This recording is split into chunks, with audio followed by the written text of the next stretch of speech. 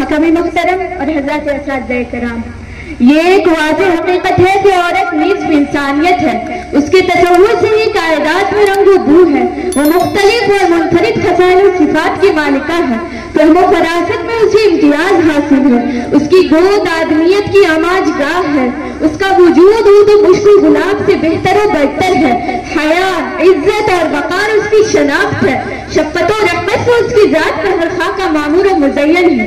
اسی حقیقت کو حکیم الامت شاعر مشرق علامہ اقبال علیہ الرحمہ نے اس طرح بیان کیا ہے کہ وجود ذر سے ہے تصویری کائنات میں رنگ، اسی کی ساتھ سے ہے زندگی کا سوز درون، شرف میں بڑھ کے ثریا سے مشتی خاک اس کی کہ ہر شرف ہے اسی درج کا در مکنوں، مکالمات فلاطوں نے لکھ سکی لیکن اسی کے شعلے سے ٹوٹا شرار افلاطون۔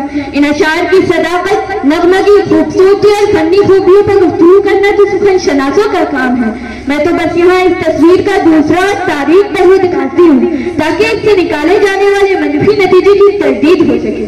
شرکائے بز ہونا تو یہ چاہیے تھا کہ اس کے تمام مصروں کو سامنے رکھ کر ان اشعار کی معنویت کو سمجھا جاتا، مگر افسوس صد افسوس کہ عموماً لوگ اس کے پہلے مصرے کو پکڑ کر کچھ ایسے بیٹھ گئے ہیں کہ زن بیچاری کو شمع محفل بنا کر ہی دم لیا۔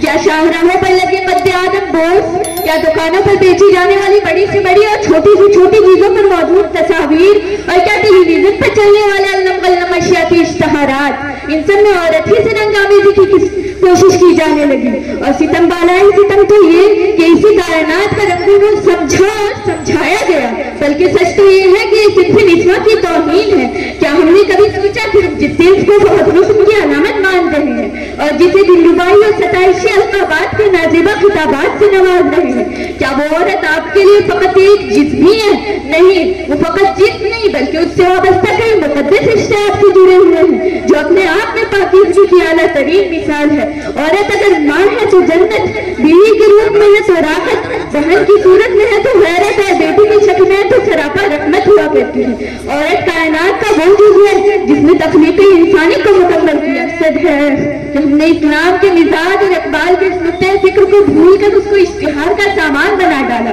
اور ہم عورتوں کی کمقلی تو دیکھیں کہ مرد نے ہماری صلاحیت کو پسپا کرنے کے لیے جو لقب چنا ہم نے اسے گلے کا ہار بنا ڈالا۔ سامعین و سامعات، اشعار میں اقبال نے حسن کی اصطلاح ظاہری حسن